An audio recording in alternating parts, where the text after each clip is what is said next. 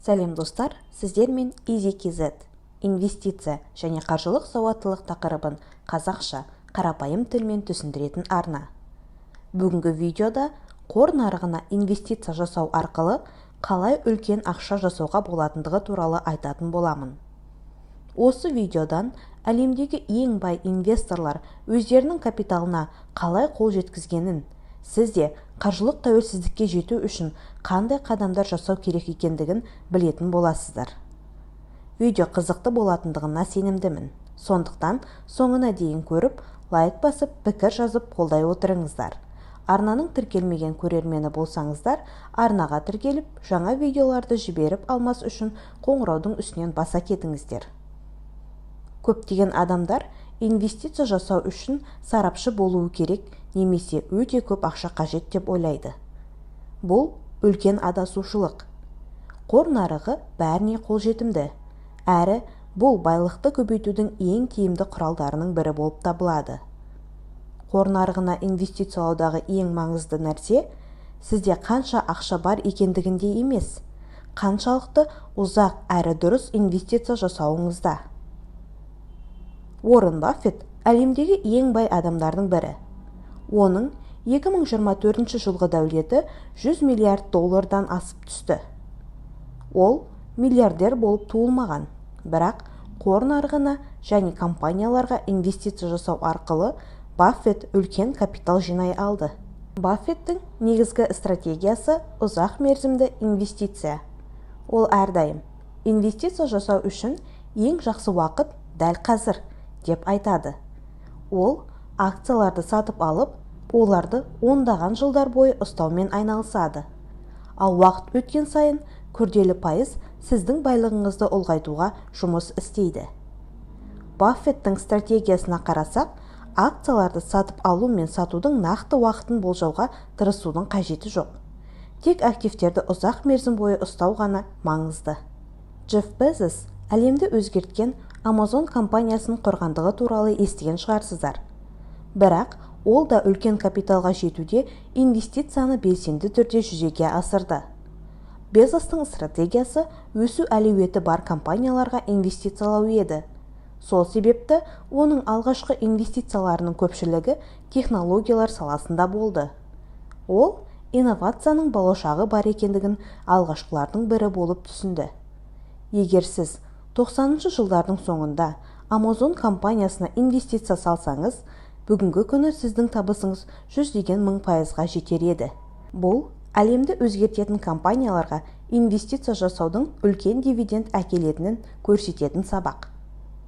Илон Маск тәуекелге барып, табысқа жететін адам екендігі көпшілікке мәлім. Tesla тәуекелді инвестицияның керемет мысалы.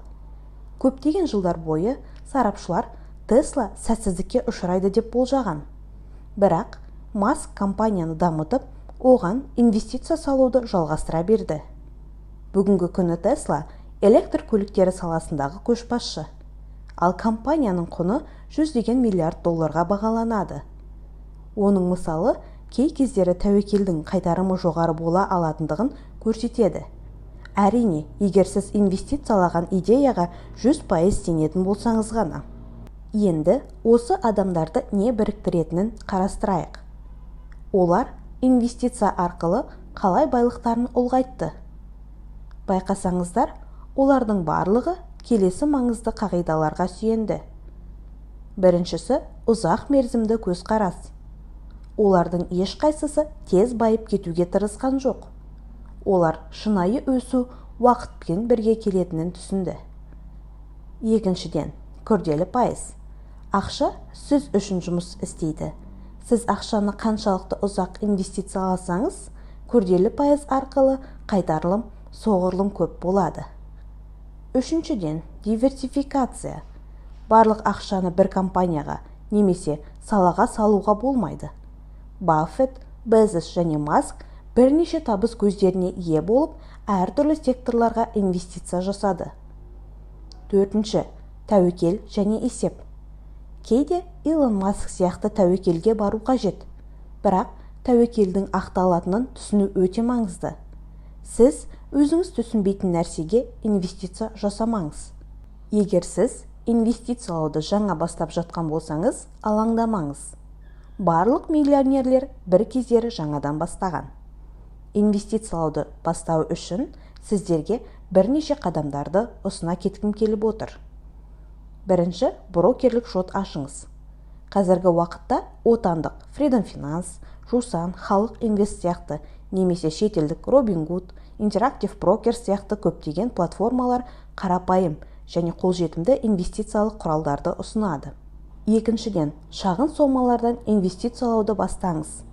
Бұл $100 немесе одан да аз болуы мүмкін. Тіпті отандық компаниялардың акциясын 100-200 теңгеге де алуға болады. Ең бастысы бастау. Үшіншіден, компанияларды зерттеңіз. Олардың немен айналысатынын және болашағы қандай екендігін біліңіз. Төртіншіден, тұрақты түрде инвестиция жасаңыз. Нарықтың уақытын болжап тырысудың қажеті жоқ. Әр ай сайын аздап инвестициялап отырсаңыз болғаны. Егер сіз 2000 жылы Apple компаниясына $1000 инвестиция салсаңыз, бүгінгі күні сіздің инвестицияңыз $250 000 астам болар еді. Бұл тағы да мықты компанияларға ұзақ мерзімді перспективада инвестиция салудың қаншалықты тиімді екендігін көрсетеді. Ұзақ мерзімге инвестициялаудың артықшылығы қысқа мерзім аралығында болып тұратын экономикалық тұрақсыздықтарға алаңдаудан арыласыз. Инвестиция жасау маңызды, бірақ басқа да қаржылық әдеттерді ұмытпағаныңыз абзал. Мысалы, қаражатты шамадан тыс жұмсамаңыз. Егер сіз табысыңыздан артық шығындансаңыз, инвестицияға ақша қалмайтындығын түсініп отырған шығарсыз. Күтпеген шығындарға арналған резерв құрыңыз.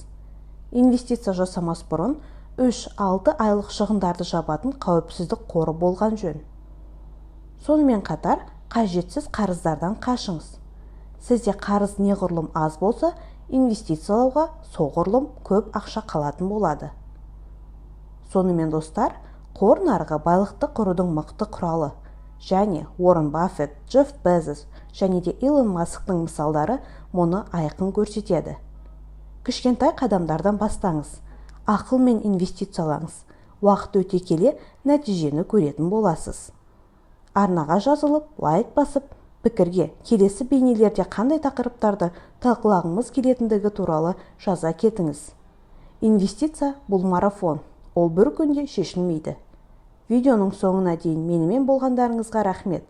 Келесі видеоларда сіздерді күтетін боламын.